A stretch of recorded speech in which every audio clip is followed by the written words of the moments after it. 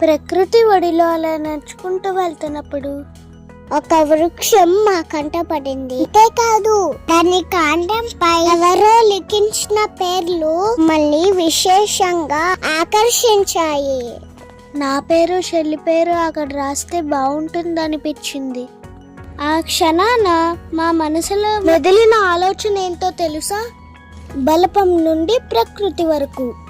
గడిచిన రోజుల్లో పలకపై బలపంతో అక్షరాలు దిద్దాము. తదుపరి పుస్తకంలో పెన్సిల్తో పాఠాలను సాధన చేశాము. కలంతో రాసిన చరిత్రని చదివాము.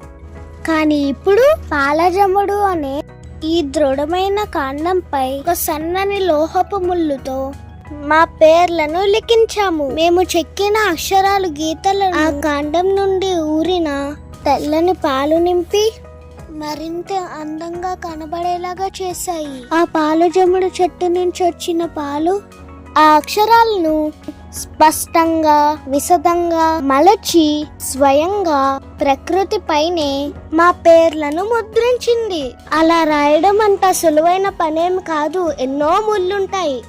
చాలా జాగ్రత్తగా రాయాలి. ప్రకృతి ఒడిలో లభించిన ఈ అనుభవం మాకు నిజంగానే ఒక నూతనమైన మరువలేని జ్ఞాపకంగా మిగిలింది. ఇలాంటి చెట్టు మీరు ఎప్పుడైనా చూసారా? ఒకవేళ మీకు ఎప్పుడైనా కనబడితే ప్రకృతిలో ఈ అనుభవాన్ని జ్ఞాపకముగా సంపాదించుకొనవచ్చు. మీరు కూడా చూసి ఎలాగుందో చెప్పండి.